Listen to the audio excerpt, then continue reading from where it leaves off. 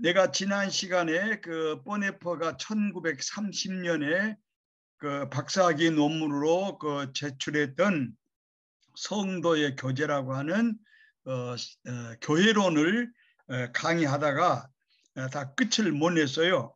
그래서 굉장히 상당히 큰 책이고 아주 굉장히 학구적인 책입니다.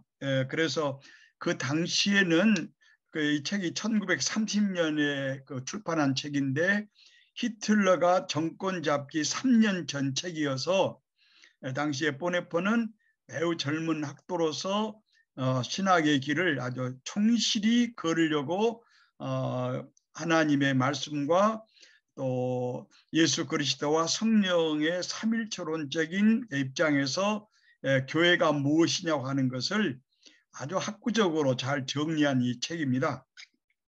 그러나 그 당시에는 자유주의 신학이 유럽을 아주 감싸고 돌았기 때문에 특별히 보네퍼가 공부한 학교가 베를린 신학대학입니다. 베를린 신학대학은 당시에 최대의 자유주의 신학의 꽃이라고 하는 하륜학을 중심으로 해가지고 여러 그 자유주의 신학자들이 아주 포진하고 있었기 때문에 종교 개혁적이고 또 우리 교회적이면서 어거스틴, 루터, 칼빈적인 이런 신학에 대해서는 매우 배관시했고 계몽주의적인 이성과 합류해서 기독교의 모든 신학의 내용들을 계몽주의적인 사상의 흐름에 맞게 그렇게 정리하려고 했던 그런 신학자들이 있었기 때문에 있었습니다. 거기에서 칼 홀이라고 하는 루터의 전문가 밑에서 이분이 박사 논문을 썼는데 칼 홀은 여러분 아신 것처럼 루터의 의인론, 루터는 그렇게 말해서요. 믿음에 의한 의인, 하나님의 의로 인정해 주신 이 의인론은 교회의 돌적이고 교회가 서고 죽느냐 하는 아주 근본 과제라고 그렇게 표현했습니다. 루터는 다른 그 교의가 다 사라질지라도 의인론만 살아 있으면 교회는 살아서 융성하고 독수리처럼 날개치며 올라간다고 그렇게 말을 했습니다. 여기에 더 첨가해서 칼빈은 의인론과 함께 성화론을 같이 강조해가지고 우리 종교개혁 신학이 루터의 의인론을 보충해가지고 그 성화론 홀리피케이션을 이렇게 내세웠는데 이런 그 신학이 정통주의와 함께 사라지고 자유주의 신학자들이 유럽의 모든 학문을 이렇게 사로잡은 그런 베를린 대학에서 아까 말한 것처럼 이런 종교 개혁적이고 루터 칼빈적이면서 어거스틴적인 이런 은총의 신학으로 논문 쓰는 것은 매우 어려울 때였어요. 그럼에도 불구하고 보네퍼는 칼 바르트를 만나서 자기 신학의 방향을 잘 정하고 교회론을 쓰기 시작했습니다. 그래서 내가 지난 시간에 보네퍼의 이 교회론을 말씀을 다 못하고 끝을 냈습니다.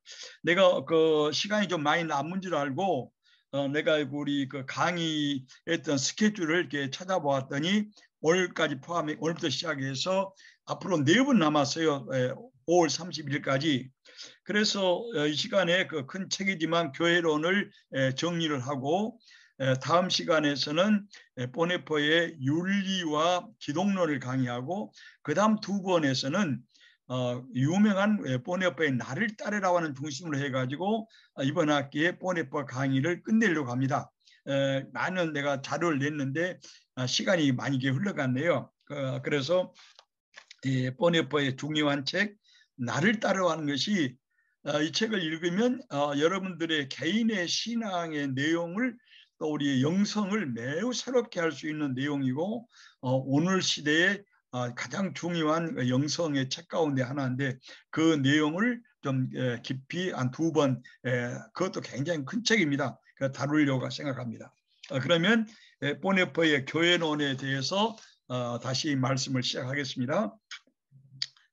보네퍼는 교회론을 다룰 때 신약에 나타나고 있는 7가지의 교회 그 개념을 가지고 시작합니다. 그래서 신약의 교회는 예수 그리스도와 관련해서 7개의 그 관련 7개 개념으로 성격화할 수 있다라고 해서 그분이 7개의 개념을 내세우고 7개의 개념을 이분이 아주 조직적으로 연구하고 상세하게 그 학문적으로 저술한 것이 그 성도의 교제라고 하는 박사학위 논문 내용입니다. 첫째로 이분이 쓰고 있는 내세우는 제시하고 있는 7가지의 그 교회 개념 가운데 가장 중요한 것은 교회라고 하는 것은 그리스도와 성령의 활동에 의해서 존재하게 되었다고 그 대전제를 내세웁니다. 그래서 교회는 역사에서 구체적인 이 모습이 드러났으나 이 교회라고 하는 것은 에베소 1장 4절을 보네퍼는 이용을 하면서 하나님이 영원 전부터 그리스도 안에서 이 교회를 선택했다고 그렇게 표현합니다. 아마 이 말은 우리가 흔히 뭔가 칼빈의 또는 루터의 그 선택론 혹은 예정론을 말할 때 자주 쓰는 말인데 이 교회를 예수 그리스도 안에서 하나님이 창조하기 전에 만물을 창조하기 전에 선택했다고 하는 이 표현은 보네퍼가 처음 썼습니다. 그 측면에서 우리가 한번 생각할 좋은 점이 있는 것 같아요. 교회는 우리가 지상에서 지난번에 말씀했습니다마는 교회가 역사적으로 예수 그리스도 교회라고 부른 것은 예수님이 세운 것이 아니고 부활절을 지나서 성령 강림절 이후에 예수를 본격적으로 중심에 내세우고 예수를 생명의 주님이라고 고백하는 이 신앙의 단체, 신앙의 공동체가 생긴 것은 성령 강림절 이후입니다. 그래서 내가 지난번에 말했지만 성령 강림절은 교회의 생일이라고 말씀을 했는데 이 교회의 생일 이전에 그 보네퍼는 창세전에 예수 그리스도 안에서 교회가 선택되고 예정됐다고 말한 것은 매우 의미가 있다고 생각합니다. 두 번째로 보네퍼는 그리스도는 교회의 기초와 모통이 도리라고 우리가 성경에 있는 대로 보네퍼가 쓰면서 이 내용을 아주 자세히 상설합니다. 세 번째로 교회는 그리스도의 몸이란 거예요. 그리스도는 교회의 머리다. 지난 시간에 잠깐 말씀을 드렸습니다마는 머리와 몸이라고 바울 사도가 말할 때 내가 지난 말한 것처럼 머리는 몸과 동일하다는 말이 아니고 머리는 몸을 지배하고 명령하고 다스립니다.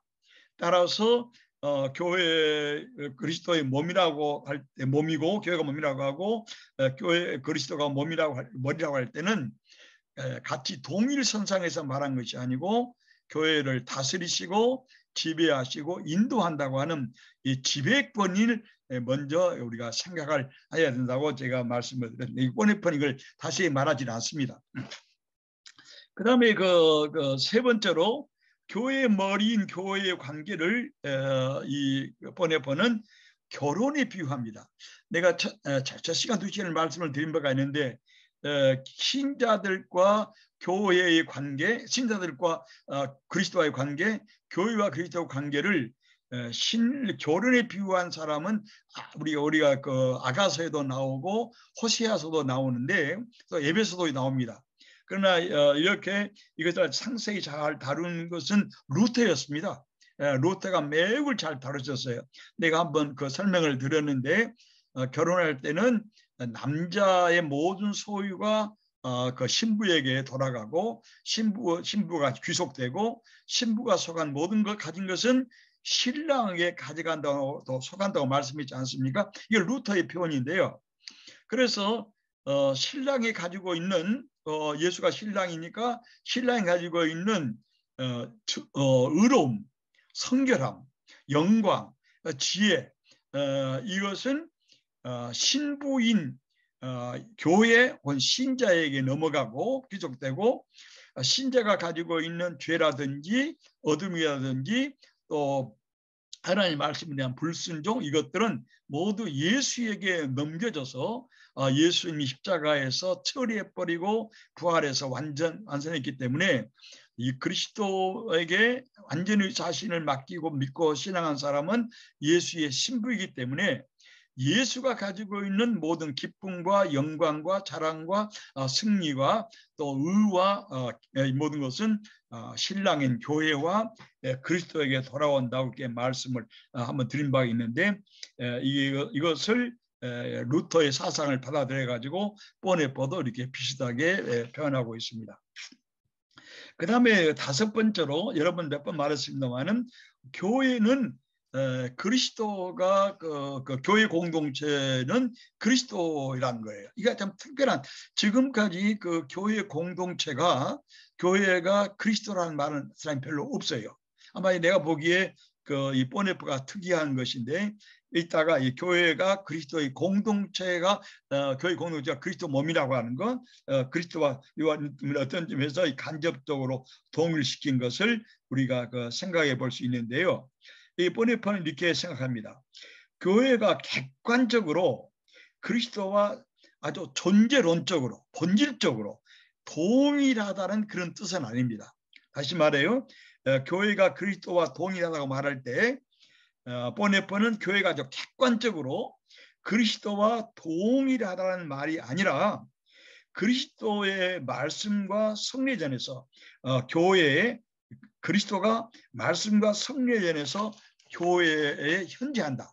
하나님 말씀을 선포하고 듣고 또 말씀을 깨달아 감사하고 또 성례전을 지킬 때 그리스도가 거기에 현재한다.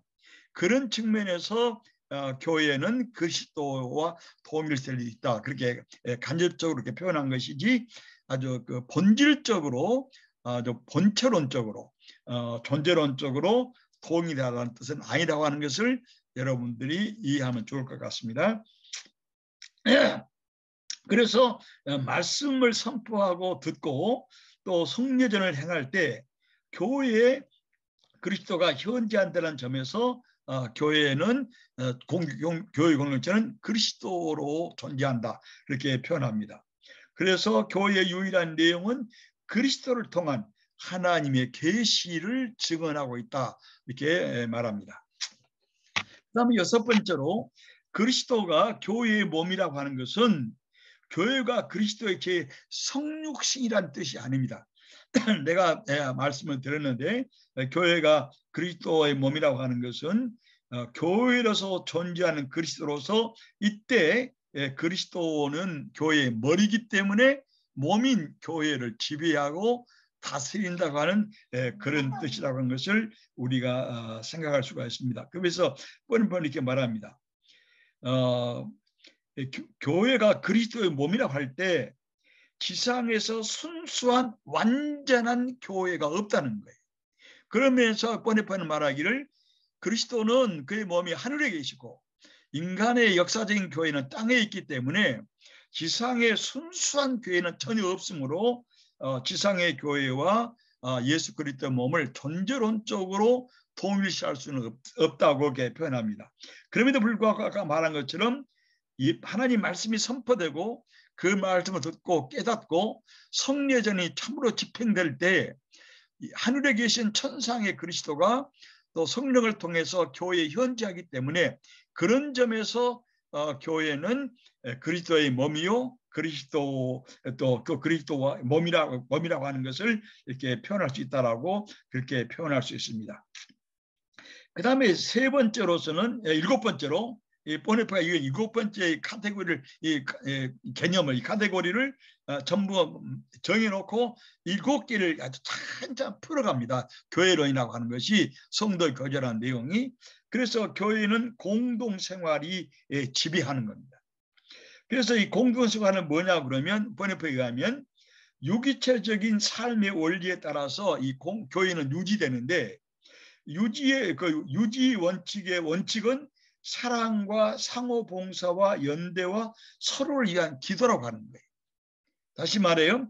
교회는 공동생활이 지배하는데 이 공동생활은 유기체적인 원리에 의해서 진행됩니다.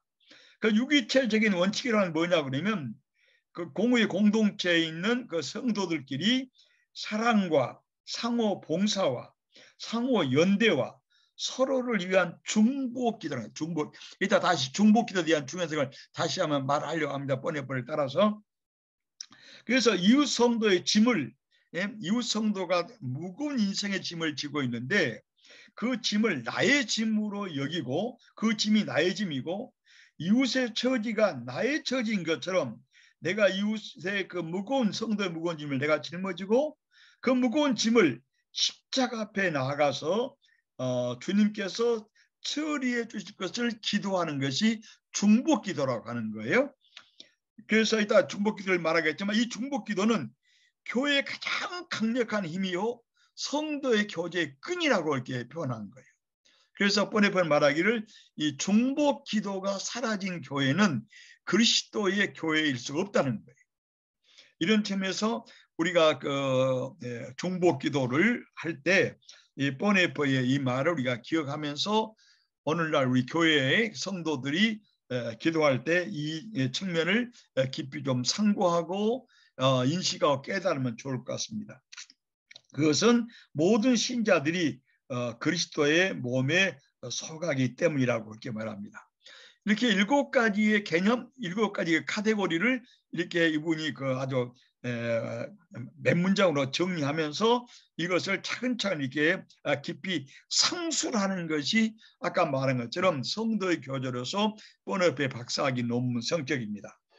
그래서 이런 교회는 뻔뻔에 가면은 새로운 공동체인데 새로운 공동체라는 것은 뻔뻔에 가면 하나님을 거부하고 반대하고 자기 자신을 하나님 자리에 세우려고 했던 불순종했던 옛 아담 대신에 그리스도 안에 있는 새로운 존재로서 새 피조물이 된 새로운 아담 제2의 아담인 예수 그리스도를 통해서 성령 강림절에 탄생된 이 교회가 새로운 공동체라고 그렇게 뻔뻔히 말합니다. 그래서 교회는 깨어진 이스라엘의 공동체인 콸, 지난번에 콸에 대해 설명을 드렸습니다. 우리 교회의 개념은 에클레시아라는 개념은 70인역에서 그 이스라엘의 교회 개념인 콸이라고 하는 하나님의 백성들의 모임입니다. 하나님 백성들의 모임은 하나님 말씀을 듣고 그걸 실천하고 증언하는 것이 그 이스라엘 백성의 교회인 콸이고 그런데 이것을 에클레시아로 번역을 했을 때 이 뻔뻔은 이스라엘의 공동체인 콸 하나님의 율법을 전부 거부하고 또 불순종했기 때문에 하나님의 율법을 완성했고 성취시킨 예수님이 바로 콸 유대인 공동체 유대인 시나고그의 완성자란 거예요. 이런 면에서 그 교회는 아주 전무후무한 하나님의 율법을 완성시킨 예수 그리스도를 주로 하는 믿고 고백하는 새로운 공동체라고 그렇게 뻔뻔가 쓰고 있습니다. 그래서 그 예수 내가 그 다시 한번 말씀을 아까 했는데요. 오순절이 교회 탄생이라는 이유가 있습니다. 왜냐 그러면 예수님이 그 공간복음에서 지상생활 33년 동안 하실 때 베드로가 마태복음 16장에 내가 나를 누구라고 부르냐 주는 그리스도요. 주나말 우리나라의 번역인데 그 원어는 유예요. 당신은 하나님의 아들이다. 주는 그리스도요. 살아계신 하나님의 아들이라 유라고 되어 있는데 그러니까 예수님이 너 위에 내 위에 내가 그 교회를 세우리니 음부의 사망의 권세가 이기지 못하라 이렇게 말했지 않습니까?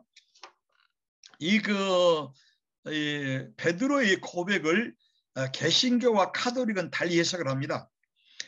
카톨릭은 뭐라고 얘기하냐면 이 베드로의 고백 자체는 베드로이기 때문에 이 베드로 위에 교회를 세웠으므로 베드로가 천국 열쇠를 가지고 있다. 교회 열쇠를 가지고 있고, 교회 열쇠 그리고 교황의 후계자는 바로 지금 카톨릭의 그 베드로 후계자는 지금 교황이기 때문에 교황이 교회의 열쇠를 가지고 있다라고 이렇게 카톨릭은 해석하고 모든 성도를 가르칩니다. 그러나 그 칼빈과 루터는 그렇게 다 생각하지 않습니다. 이것은 베드로 개인 인격을 말한 것이 아니고 베드로가 고백한 예수 그리스도에 대한 신앙이라는 거예요.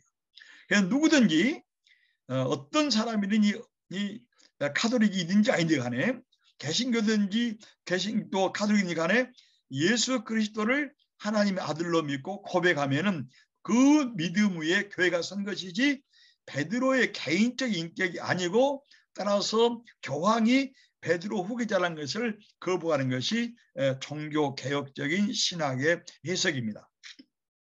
그래서 이런 예수 살아 있을 때는, 예수님이 3년 동안 활동하실 때는 절대 예수를 제자들이 주님이라든지 또 하나님의 아들이라든지 또 예수님 안에서 예수 그리스도가 하늘의 모든 땅과 권세를 붙들고 모든 걸 다스린다고 하는 예수 중심적인, 예수를 전적으로 주라고 하나님 아들로 내세우는 이런 운동은 없었어요.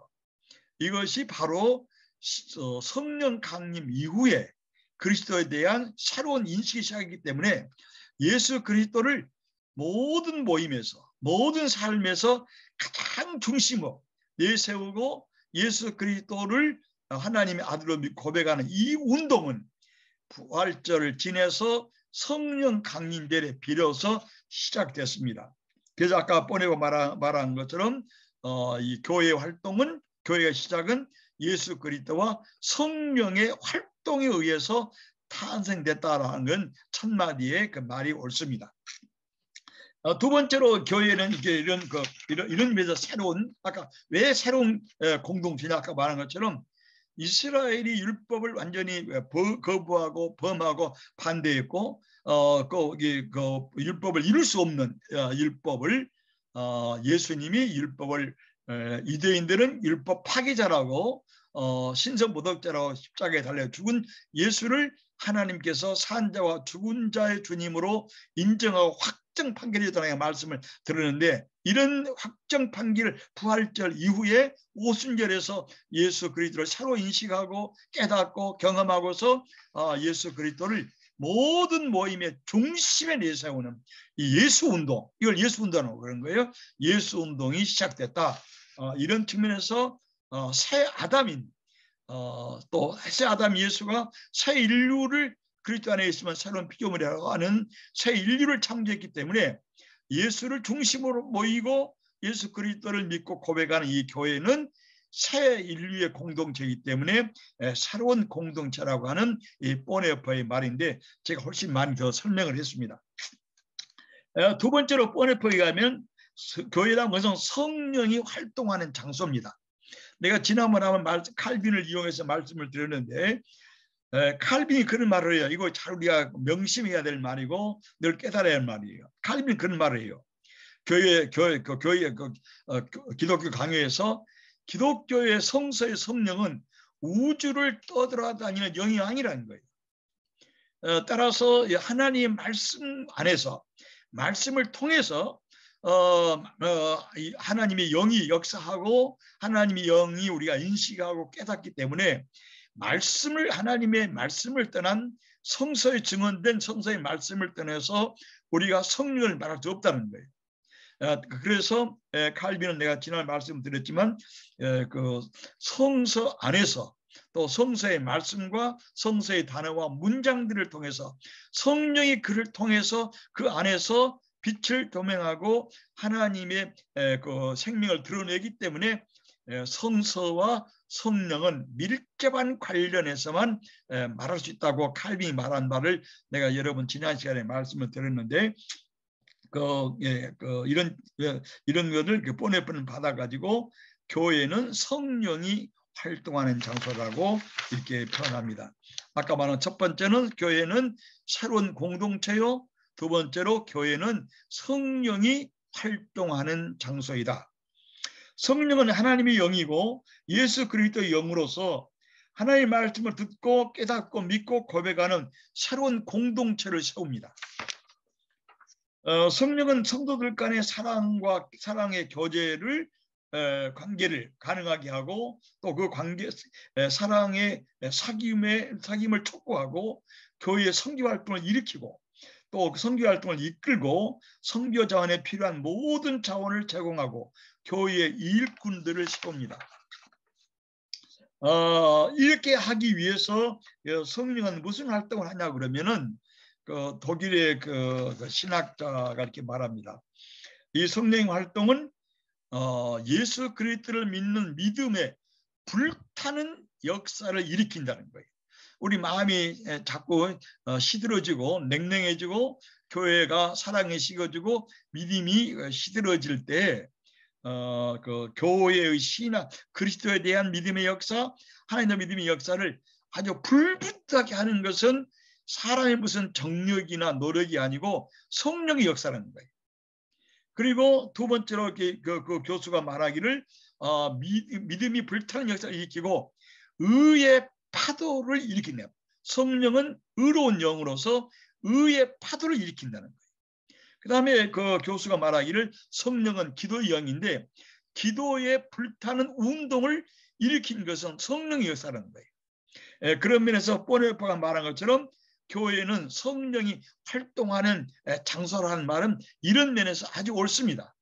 이건 뻔뻔한 말이고 내가 다시 그 연구해서 이게 말씀을 드린 내용인데 이런 면에서 그 칼 바르트가 늘 말하기를 모든 교회의 기도와 설교와 예배 드릴 때는 창조자 성령이여 오십시오라는 이 기도로 시작하라는 거예요. 그러면 하나님이 성령을 통해서 하나님이 말씀하시고 그리스도가 말씀하시고 또 삼일체 하나님이 말씀하시기 때문에 성령의 역사 가운데서 이렇게 교회의 믿음이 불타는 역사가 일어나고 또 의의 파도가 일고 기도의 불꽃이 일어나는 운동을 일으키는 이 성령이 활동하는 장소로서 교회는 아주 우리가 늘 성령에 대한 간구와 성령을 간구하고 성령의 인도를 우리가 바라면서 희망해야 될 교회의 모든 목회자들과 우리 모든 성도들이 성령의 역사를 깊이 존경하고 또 사모하고 늘 이렇게 간구해야 되리라고 이렇게 생각합니다. 그래서 이 뻔뻔한 말하기를 성령은 교회 안에서 성도들의 신앙을 갱신시키고 믿음과 사랑과 희망을 현실화시킬 수 있는 모든 은사들을 제공한다는 거예요. 우리가 아는 고린도서 12장과 14장에 나와 있는 것처럼 이렇게 하나님의 성령의 은사는 교회를 세우고 또 교회를 갱신시키고 믿음과 사랑의 희망을 아주 실제적으로 현실화시키기 위해서 성령이 교회 안에서 이렇게 활동하고 있다. 그래서 성령이 기도하고 간구하는 모든 신자들에게 주시는 성령의 각종 은사들은 서로 존중하고 겸손하게 여기고 교회의 덕을 위해서 사용하는 것이 매우 중요하다고 우리가 이렇게 그 보네파의 말을 통해서 우리가 볼 수 있습니다. 이건 이 보네파는 하는 말이 아닌데요. 내가 그 교수하면서 여러 교회에서 그 집회를 많이 인도한 적이 있습니다. 어느 그 기독교 장로의 상당히 큰 교회에 제가 신앙 집회를 인도를 했는데 그날 그 집회 가운데서 성령과 은사들에 대한 그 문제에 강의를 했어요. 그때 내가 이런 말을 했습니다. 그 순복음 조영기 목사는 이게 순복음 조영기 목사한 것이 아니라 오순절 펜타코스탈 무브먼트가 그렇게 말합니다. 그 오순절에서는 성령 받은 가장 첫째적으로 중요한 표식은 방언을 하는 것입니다. 그래서 그 순복음 신학교에서는 방언을 가르치기도 하고 방언을 배워야 돼요. 그래서 그 교회에서도 그 장로님이 계셨는데 서울대 교수였는데 자기 아내는 방언을 열심히 잘해서 매우 믿음이 믿음이 아주 굉장히 불타는 것 같고 자기는 아무리 방언을 은사를 달라고 그래도 주님이 방언 은사를 주지도 않고 내가 방언을 못해서 매우 신경적으로 불안하고 힘들다는 거예요. 그래서 이걸 어떻게 그 방언을 이해하냐고 나한테 질문 시간에 그 서울대 교수께서 질문을 했어요. 그래서 내가 이런 얘기를 했습니다. 여러분 혹시 보셨는지 모르겠는데 방언에 관한 그 책들을 많이 제가 보았는데요. 초대 교부터 시작해가지고 현대 루터 칼빈의 일기까지 중세 일기까지 방언을 하는 교부들도 있고 성령의 은혜와 능력과 살면서도 방언을 하지 못한 교부들이 있습니다. 그래서 내가 그 이름을 다 밝혀드렸고 그리고서는 내가 이런 말을 했습니다. 감리교를 창설한 분이 요한 웨슬레인데 요한 웨슬레는 루터가 쓴 로마서 서론을 읽고서 마음이 뜨거워져 가지고 비로소 자기 죄가 예수 십자가의 보혈로 완전히 용서를 확신을 했고 그 뒤로 이분이 집회를 했는데 요한 웨슬레는 성공의 교회에서 거부하고 반대했기 때문에 교회에서 집회한 적이 별로 없습니다. 요한 웨슬레는 거의 야외 집회를 했어요.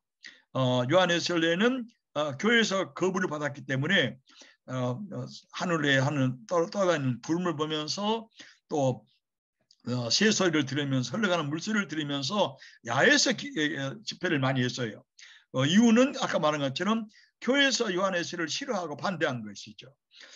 그랬나 요한 웨슬레는 수많은 교회를 세웠고 수많은 병자도 고쳤고 여러 능력을 행했지만 요한 웨슬레는 방언을 못했습니다. 그래서 요한 웨슬레가 방언을 못했기 때문에 성령을 받지 못한 건 아니다. 따라서 성령 받은 가장 중요한 표시는 첫째 표시는 고린도전서 12장 3절 말씀 누구든지 예수님을 주님이라고 고백하고 믿는 자는 성령에 의한 것이다. 그에 말했더니 그 서울대 교수가 이제서 자기 마음에 편안을 얻고 성령에 대한 바른 이해를 했다는 말을 한 적이 있는데 이건 뻔뻔한 말이 아닙니다. 혹시 목사님들 교회에서 필요할지 몰라서 제가 이렇게 말씀을 드립니다. 두 번째로 성령의 사역은 뭔가?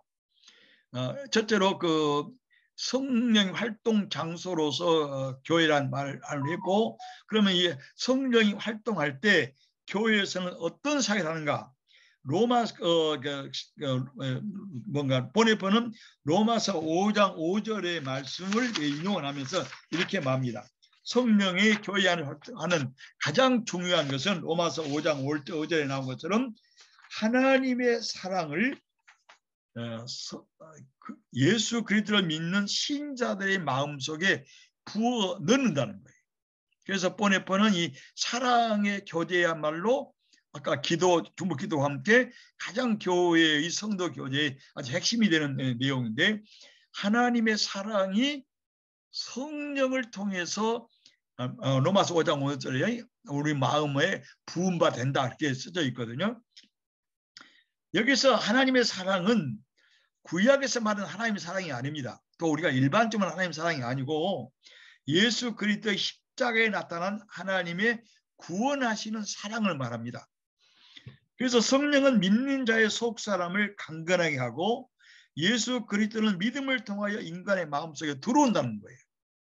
그래서 에베소 3장에 나타나는 것처럼 하나님의 영광의 풍성을 따라서 그의 성령을 통하여 너희 속사람을 능력으로서 강건하게 하시고 그리고 강건하게 하시고 그리스도께서 너희 마음에 계시게 하시고 성령하신다고 하는 이 말씀을 통해서 우리가 볼 수 있는 것은 하나님의 사랑이 들어올 때 우리가 그 성령을 통해서 우리 마음속이 우리 속사람이 강건하게 되고 또 능력을 얻게 되고 우리 마음속에 주님이 계신다.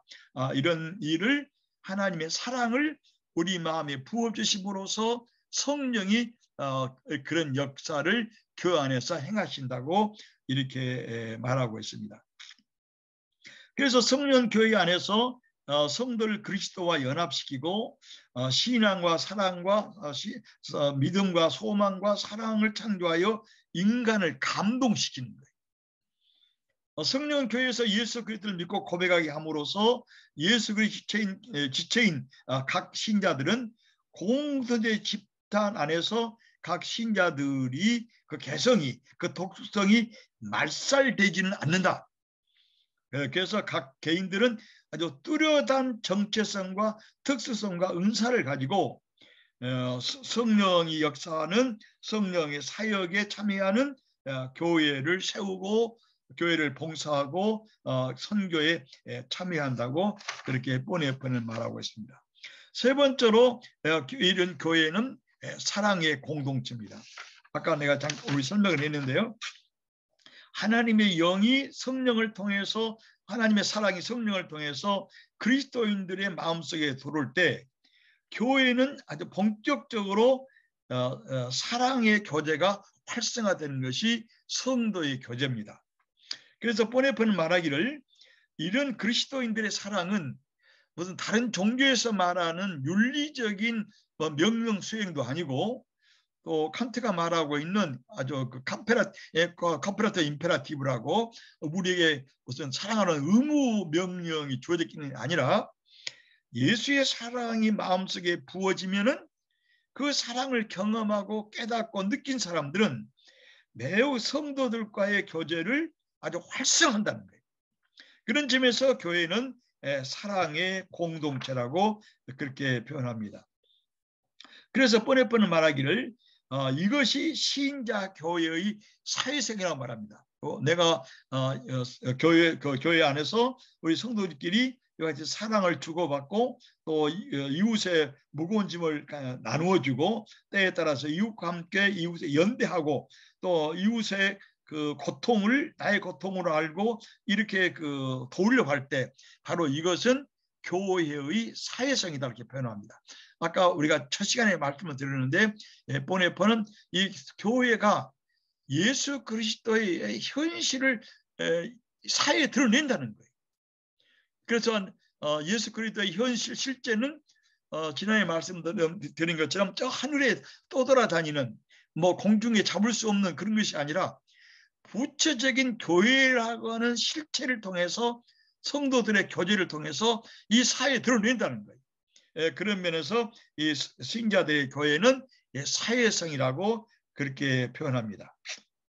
또 두 번째로 이 사랑의 교제에서 중요한 말이 이거 참 우리가 실천하기도 어렵지만 보네포는 하나님의 사랑을 느끼고 경험한 사람이 가능하다는 거예요. 이게 두 번째가 뭐냐고 그러면 보네포에 의하면은 이웃의 그 공동체 그 교회의 신자들이 이웃의 행복을 위해서 그들이 좀 그 아름다운 삶을 살고 좀 그 기쁜 삶을 살려면 내가 누릴 수 있는 행복과 특권을 양보하고 때에 따라 포기할 수 있는 것이 성도의 사랑의 공동체의 모습이라는 거예요. 우리 그거 어렵지 않습니까? 교회 공동체 안에서도 뭐 시기 질투가 많이 일어나고 서로도 높은 자리를 차지하고 고린도 교회에서 보면 좀 다 드러나는데 이것이 지상에 있는 보네포 말한 것처럼 아직 전투하는 교회요 완성한 교회의 모습이에요.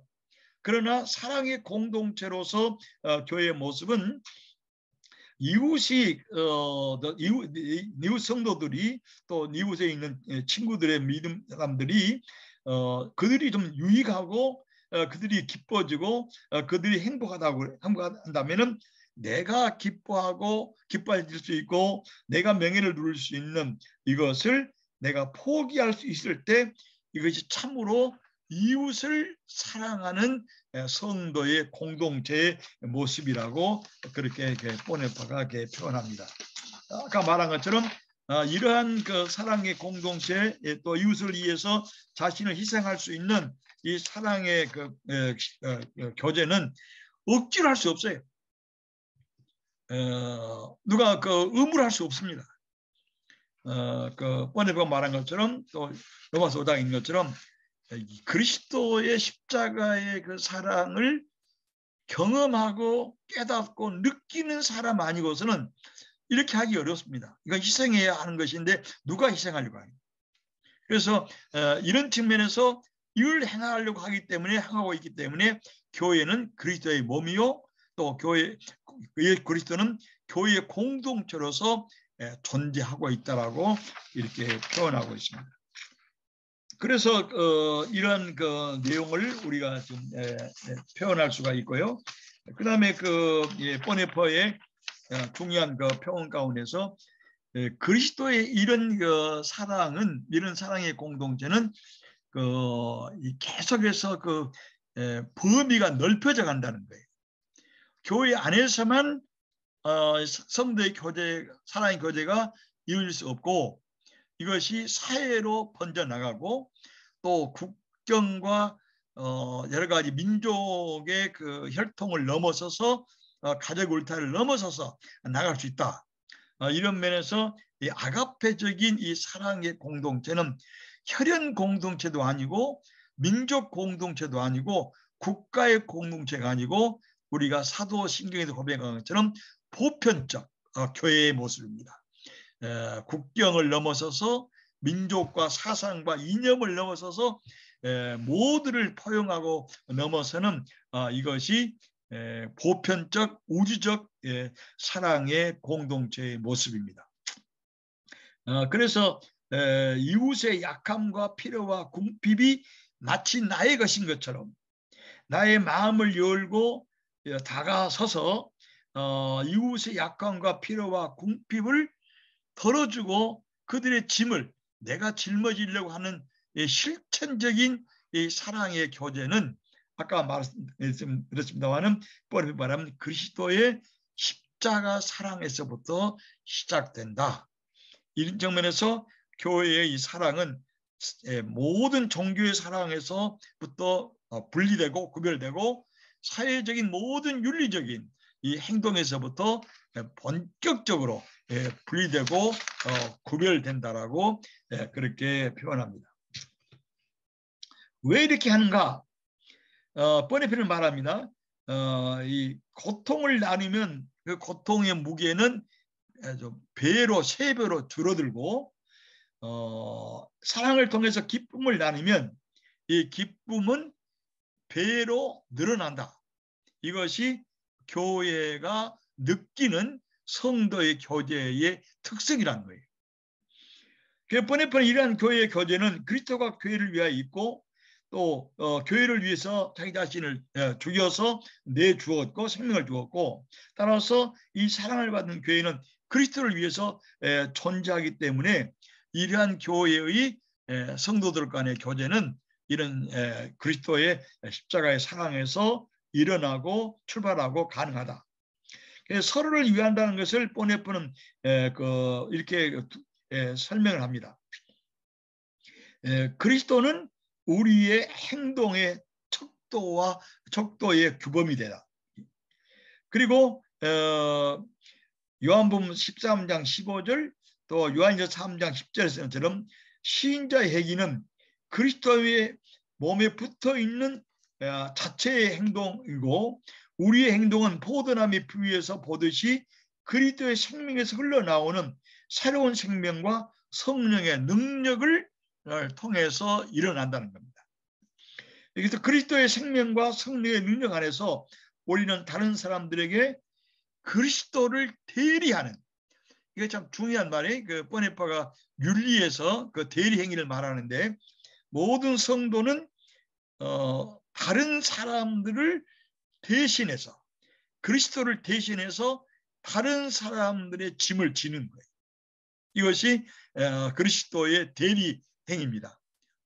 이것을 루터는 내가 이웃에게 작은 그리스도가 되는 길이라고 표현했어요.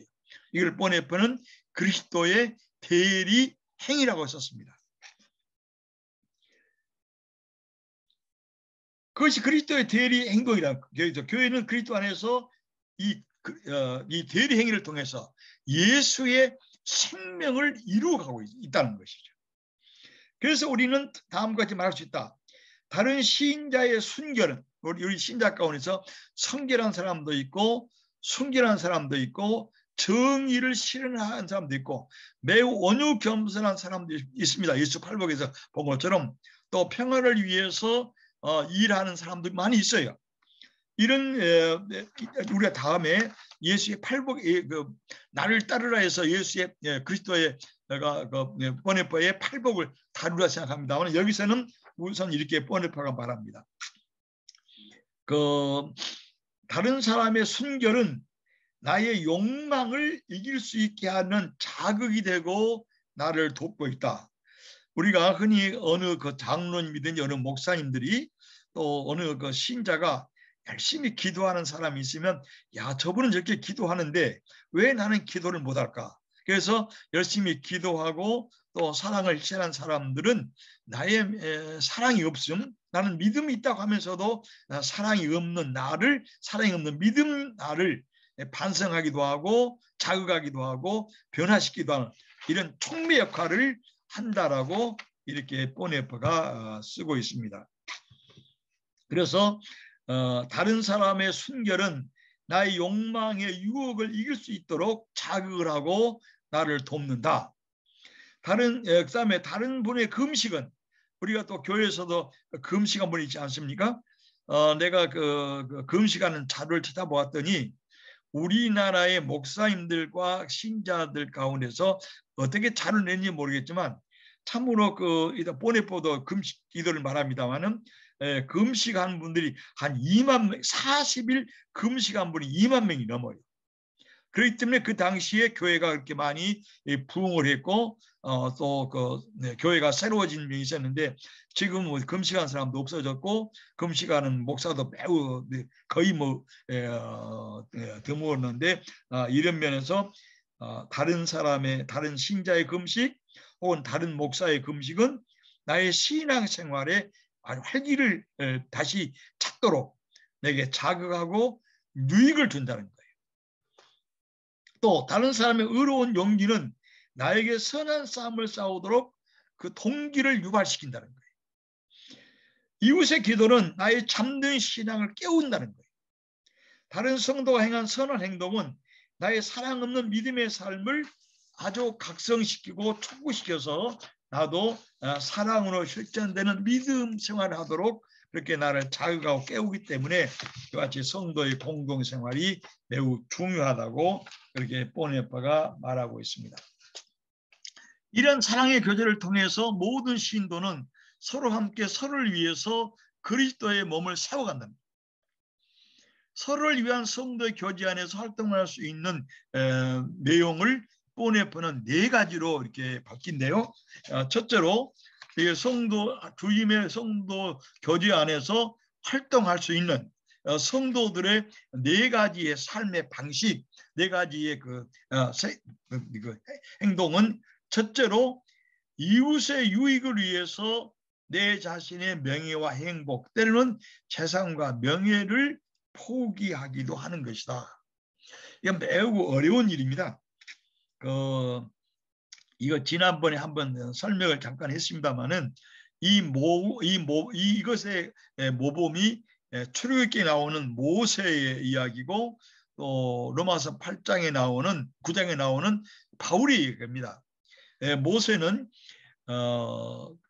이스라엘 백성들이 하나님께 범죄해서 하나님이 쓸어버리려고 할 때 그분이 그 땅에 엎드려서 빌지 않습니까? 이 백성을 이렇게 없애려면 나를 하나님의 생명책에서 내 이름을 제거해 달라고. 그리고 바울은 천하의 가장 귀한 분이 예수 아닙니까?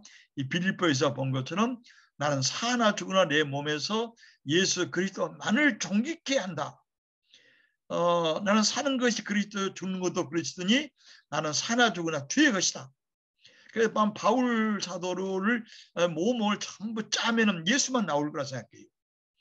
그런데 바울이 자기 민족, 자기 친척과 권력과 유대 백성들이 하나님 그리스도를 거부하고 십자가에 못 박혀 죽이고 이렇게 구원의 길에 벗어나니까 바울이 로마서 9장에 이렇게 말하지 않습니까? 내가 그리스도 안에서 절대로 거짓말하고 참말을 말한다.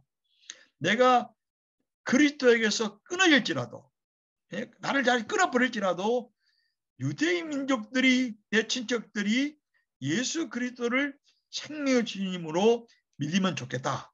이것이 두 사람이 아주 대표적인 내용을 보네퍼가 이렇게 받아들이면서 유익을 위해서 내 자신의 명예와 행복, 때로는 하나님에 대한 믿음도 자기가 잃어버렸고 그리스도에서 끊어지기까지도 이웃을 위할 수 있다고 하는 이것이야말로 참으로 그 사랑의 교제를 통한 성도의 실천적인 교제의 모습이다 이렇게 표현합니다. 여기에 그 보네퍼의 그 인식 통찰력이 매우 참신합니다. 뭐라고 얘기하냐면 이렇게 이웃을 위해서, 이웃의 유익을 위해서, 이웃의 구원을 위해서 내 자신의 명예와 행복을 다 버리고 명예와 재산까지 버려버리고 하나님에게서 끊어지고 예수에게 끊어질지라도 원한다 하는 바로 그 순간 내가 하나님한테 끊어진다. 내가 예수한테 버림받는다 하는 바로 그 순간이야말로 모세는 가장 깊은 의미에서 하나님의 품속에 앉아있고 바울은 바로 그리스도에게 끊어진다고 하는 그 순간이야말로 하늘과 땅 위에서 예수 그리스도 나타난 하나님 사랑에서 절대로 끊어지지 않는 그런 역설적인 신앙의 진리를 확보한다는 겁니다.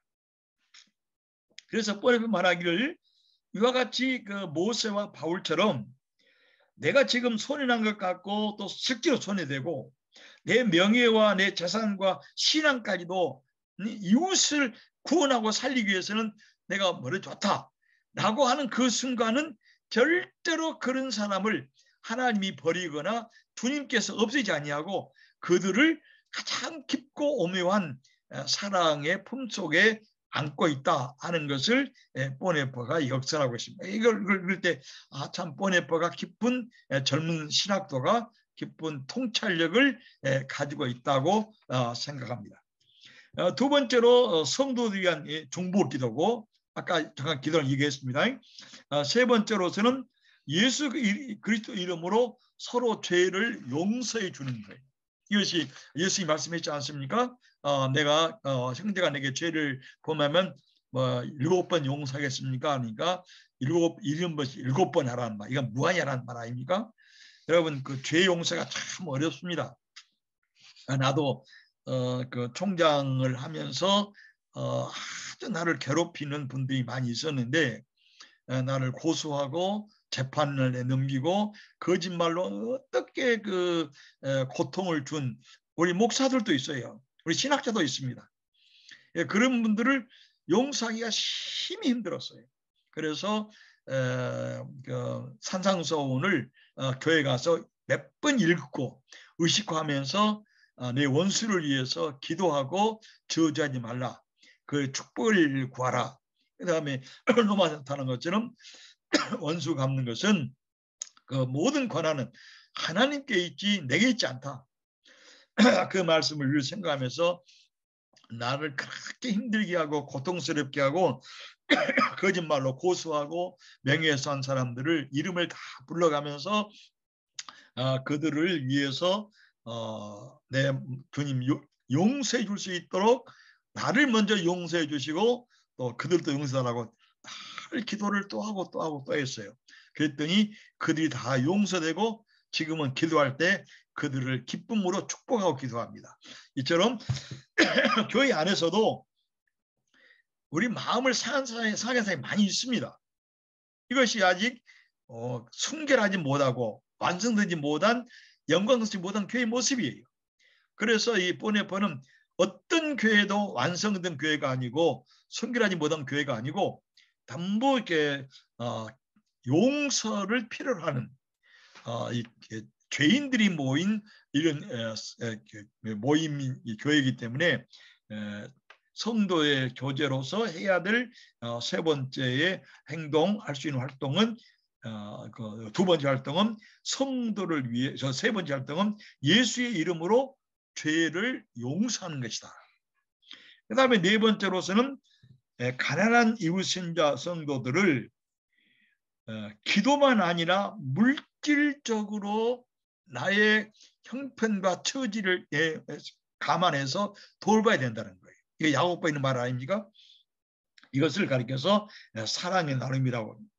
이것은 이웃 대신에 내가 이웃의 아픔을 가난을 떠맡을 자세로 일어서는 것이고 필요하면 이웃을 위해서 작은 내 희생도 감수하는 것이다.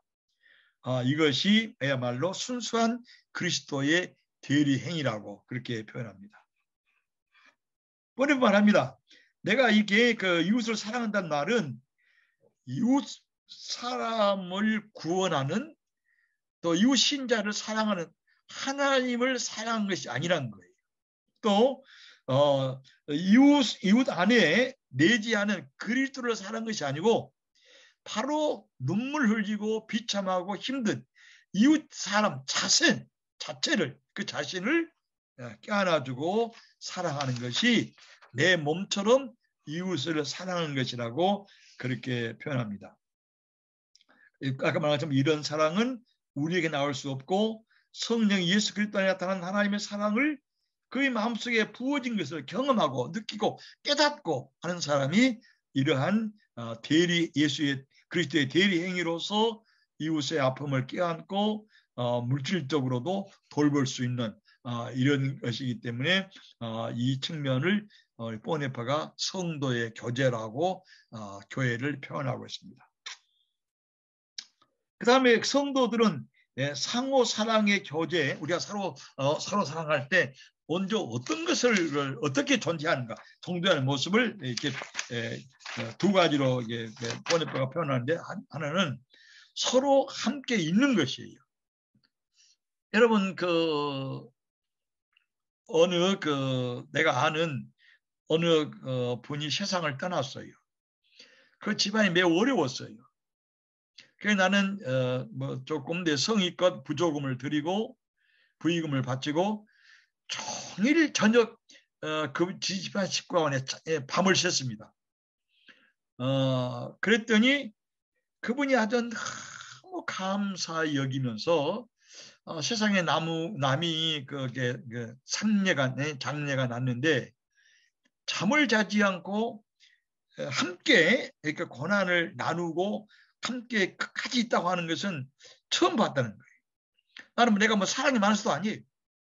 나는 그분의 그 처지가 혼자 놔두기는 너무 안타까워서 같이 밤을 샌 적이 있습니다. 그분의 아내가 아기를 낳다가 세상을 떠났어요. 그래서 장례 같이 지내면서 같이 이루하고 있는데 우리가 줄 수 없을 때는 마음과 마음을 같이 해서 함께 있고 동행해 주는 것만 해도 굉장히 좋은 교제가 될 수 있습니다. 그래서 이렇게 말합니다. 보네파는 내가 실패할 때 교회의 신앙 공동체에서 함께 사랑의 교제를 나눈 성도가 나를 돕는다는 거예요. 내가 눈물 흘릴 때 교회 공동체는 나를 홀로 눈물 흘리도록 방치하지 않고 우는 자와 함께 울라고 하는 바울사도의 말처럼 함께 운다. 그 다음에 이렇게 뻔히 말하면 내가 죽을 때도 나 홀로 죽도록 교회가 방치한 것이 아니고 그리스도와 성도의 사귐이 나와 같이 고난을 받고 죽어가는 나와 함께 내적으로 함께하면, 다시 말해요. 내가 죽을 때 내가 홀로 죽는 것이 아니고 성도의 사귐이 나와 같이 있다는 거예요. 성도의 사귐의 교제가 함께 있다. 그러니까 내가 죽어갈 때도 홀로 죽도록 고독사로 내버린 것이 아니라 성도의 교제하는 사람들이 함께 투게더 나와 같이 있다. 그 다음에 이렇게 말하기를 죽어가는 사람은 홀로 결국은 아무리 홀로 있어도 그 사람 홀로 결국 하나님과 대면할 수밖에 없다는 거예요. 결국 가서는 궁극적으로는 내가 같이 동행하고 공존하고 함께 있더라도 그분은 궁극적으로서는 하나님과 대면할 수밖에 없는 심판자리에 설 수밖에 없다는 거예요. 그때 성도의 교제는 죽어가는 신자가 하나님과 대면하고 하나님과 영원한 생명에 참여하는 그 희망을 함께 공유한다는 거예요. 그래서 이 성도가 함께 있다. 이 성도의 교제가 상호 함께 있다 할 때 이 성도의 교제는 궁극적인 죽음을 넘어서는 영원한 희망의 교제라는 거예요. 여러분, 죽음을 넘어서 희망의 교제는 이 성도의 교제밖에 없습니다. 번역법에 가면 세상에 어떤 친구가 죽음을 넘어서까지 그 사람이 하나님과 대면하고 영원한 생명을 누리는 희망을 어떤 사귐이 그걸 이해하겠어요. 이런 면에서 교회가 신자의 교제가 함께 있다고 하는 것이 궁극적으로서는 희망의 교제인 것을 보네포는 밝히고 있습니다. 두 번째로 성도가 함께 있는 것은 두 번째는 서로를 위해서 있다.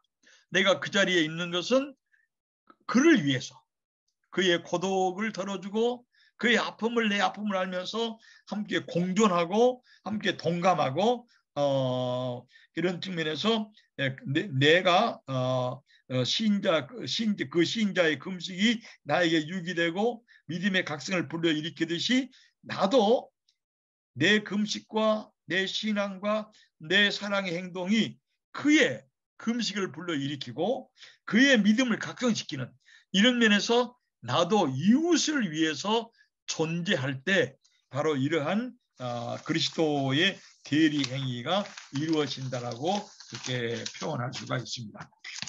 그래서 이제 이러한 성도의 형도는 아까 말한 것처럼 그리스도를 대신하면서 자신을 희생하고 하나님에게 버림받은 것도 감수할 수 있는 그 경지까지 이를 때 우리는 보네파가 말하는 그리스도 교회 공동체로 존재하는 예수가 될 수 있다 하는 것인데, 이것은 아까 내가 말한 것처럼 보네파 여러 번 얘기했지만 사람에서 시작할 수 없고 그리스도의 사랑을 성령을 통해서 경험하고 받고 느끼고 체득할 때 이러한 교회 공동체로 간다고 있다라고 이렇게 말합니다. 그 다음에 교회가 할 수 있는 가장 중요한 게 하나가 중보기도. 아까 잠깐 얘기했어요. 보네포는 중보기도를 매우 강조합니다. 나는 그렇게 천재인 보네포, 그 집안이 매우 부자하고 유력한 학자 집안인데 이분이 이렇게 내가 처음에 말씀드린 보네포는 무슨 우리처럼 어떤 사람들은 소명을 받아서 목사 되는 것이 아니고 신학을 학문적으로 연구해가지고 정말로 왜 이렇게 교회가 존재하는지, 신학이 무엇인지 그걸 좀 아주 깊이 연구해 보려고 했다가 그 성령과 말씀과 하나님에게 붙잡힌 사람이에요. 그래서 이분은 그 중보기도 또 교회에 대해서 매우 깊이 다루었습니다. 이건 이따 앞으로 우리가 나를 따라해서 보겠는데요. 중보기도의 중요성을 이분은 말하는데, 서로를 위해서 기도하는 것이 교회를 사랑과 희망의 공동체로 만든다는 거예요.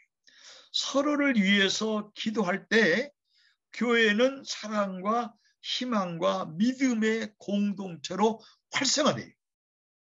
그러니까 다시 말하면 서로를 위해서 중보기도를 하지 않는 교회는 사랑과 믿음과 희망의 공동체가 되지 못한다는 것이죠.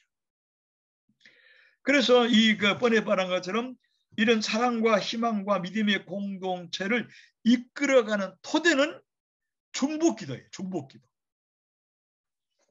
각 개인은 자신만 위하여 기도하는 것이 아니라 이 중보의 공동생활에 참여할 때, 다시는 우리는 개개 우리 자신을 위해서 기도를 많이 하지 않습니까? 필요합니다. 가장 어려울 때 우리 자신을 기도하게 됐어요. 시편 50편 15절에 환난 날에 나를 부르라. 내가 너를 건지리니 네가 나를 영화롭게 하리라. 또 우리가 잘 아신 것처럼 예레미야 33장 3절에 너는 내게 나 부르시란 말. 그럼 내가 네게 응답하겠고 네가 알지 못할 그 놀라운 비밀을 알려주리라. 마태복음 7장 7절에 구하라 찾으라 만나리라.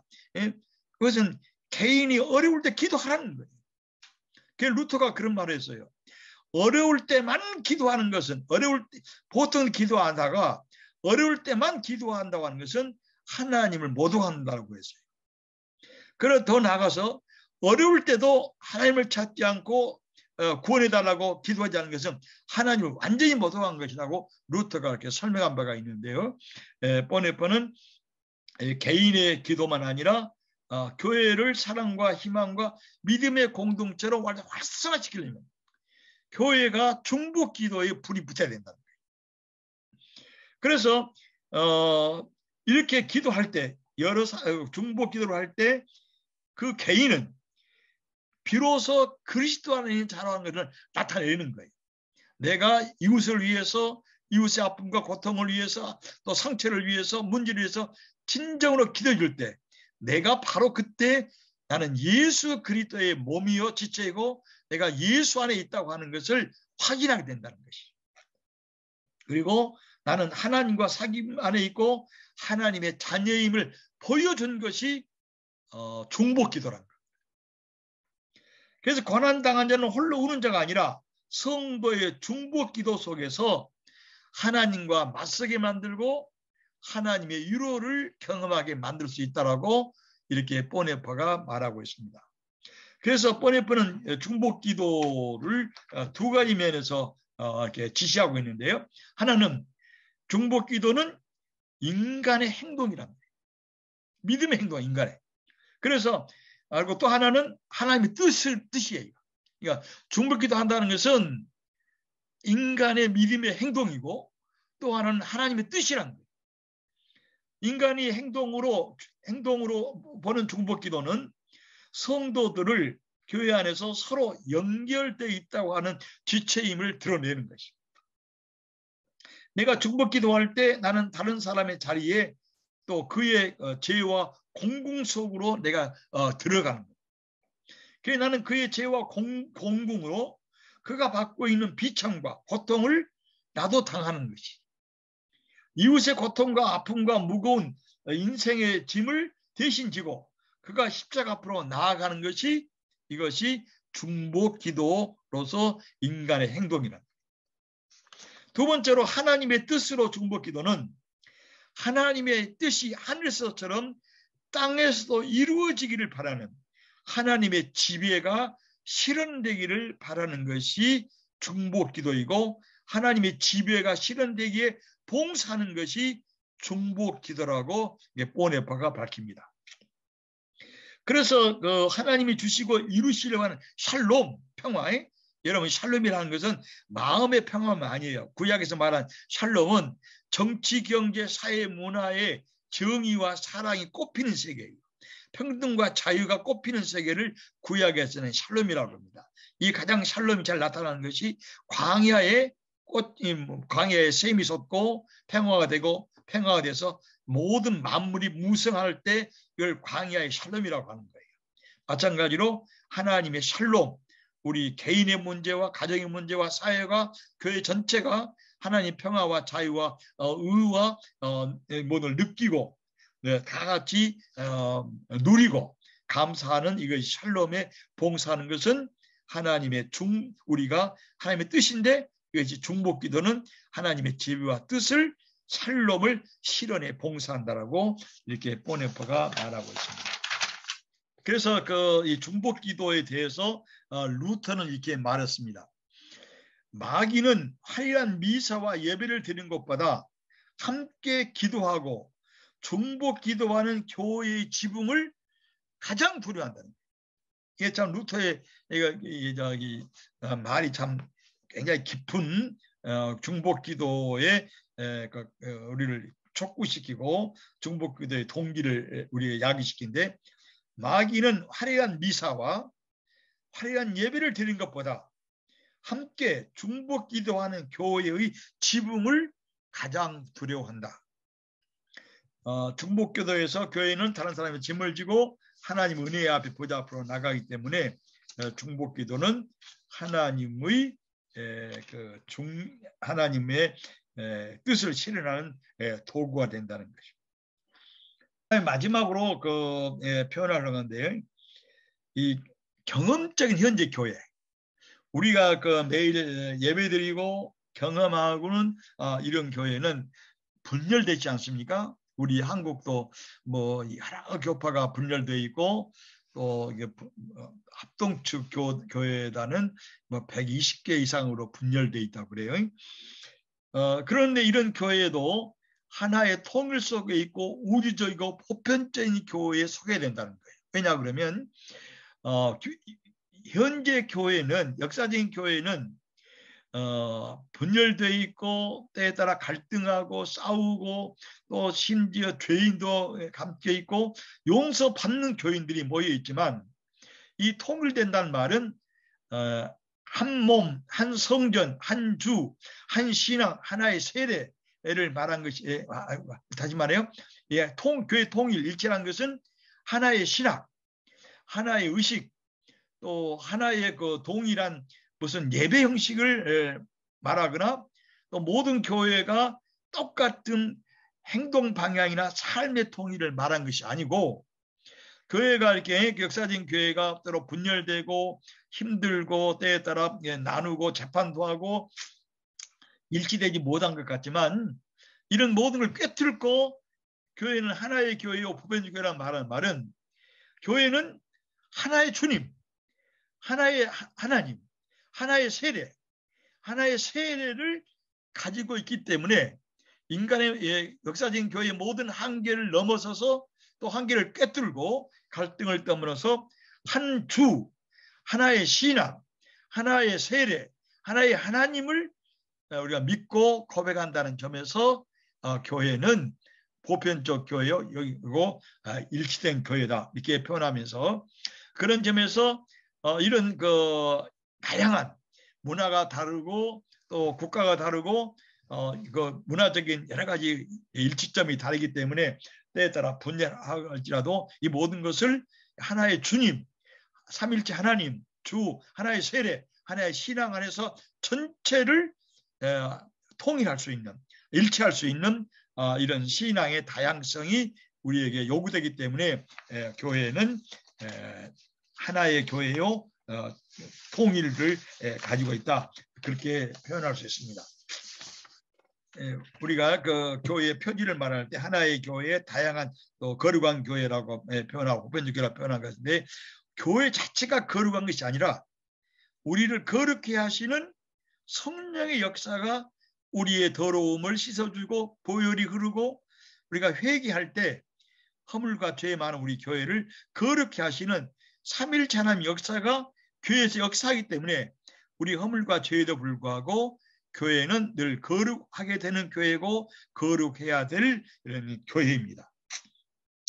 이제 그래서 교회 안에 헬라인과 경건지달과 여러 사람이 있을지라도 모든 생각을 넘어서서 학문을 넘어서서 사회 경험과 위치, 사회 여러 가지 지위를 넘어서서 그 사람이 대통령이니 학자니 목사님을 떠나서 우리는 하나의 주, 하나의 하나님, 예수 그리스도 한 신앙, 한 세례를 믿고 고백하고 가지고 있기 때문에 우리가 사도신경을 고백하고 주기도문을 같이 할 때는 우리는 하나의 보편적 거룩한 교회라고 하는 것을 보네퍼는 이렇게 표현하는데, 내가 많이 준비했습니다만 시간이 좀 지나가서 요약해서 말씀드립니다. 마지막으로 이 보네퍼의 교회론이 1930년에 출간될 때는 아까 말한 자유주의 신학이 너무 평배했기 때문에 이와 같이 귀한 복음적 신학은 별로 가치가 없었어요. 보여주지 않았어요. 그런데 1950 이분이 보네퍼가 세상 끝나고 순교를 당한 다음에 그분의 옥중서신이 나온 다음부터 이 책이 매우 유명해졌고, 카를베르트는 이 책을 평언하면서 내가 늙은 신학자지만 이 젊은 신학자처럼 이렇게 역동적인 교회론을 줄 수 없을 정도라고 이렇게 표현했습니다. 이상으로 보네퍼의 교회론을 대강 마칩니다. 혹시 질문 있으면 질문하십시오.